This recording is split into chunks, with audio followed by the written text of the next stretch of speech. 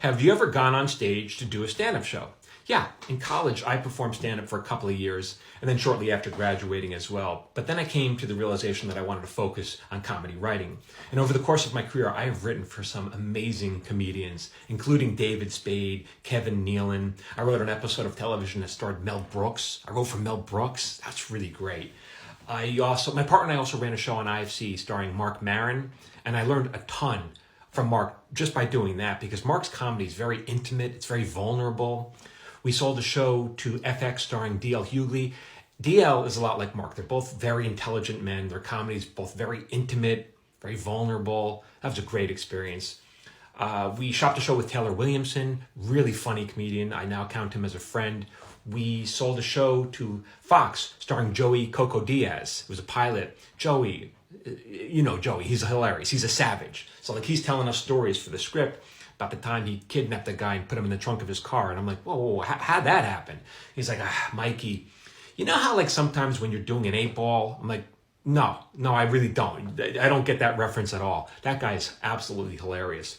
So I tend to gravitate towards comedy that's not just funny, but really has something deeper underneath. Because a lot of comedians are just doing jokes. And so have I ever performed? Well, I'm back. I will be back performing very shortly my one-man show, A Paper Orchestra, as soon as my book drops, which will be very soon. And if you want to learn more about that, you can click the lead button there or go over here to sign up and tell me what city you live in so you can come see me when I tour on to your city, or if you just want to be notified when the book drops. But this show is a little different. It's not just comedy, although it's funny. To me, I'm more interested, like I said, in what's underneath the comedy. So it starts off funny, then when you lower your guard, then I come in with drama. Then I come hit you in the heart. Because to me, the risk of comedy is that if it's just funny, it feels like empty calories. It's like eating a bowl of ice cream all the time. It's like, all right, you get a little tired of the ice cream. And at the end of that hour in the theater, if it's just funny, well, you had a great hour, wonderful experience, but the experience is over as soon as you leave the theater, because people don't really remember the jokes. But if you can shift gears, if you can turn the comedy and shift gears into drama and hit people in the heart, that's what people remember. So, which is an odd thing for a comedy writer to say, I think, is like, to me, the power of comedy is knowing when not to use it.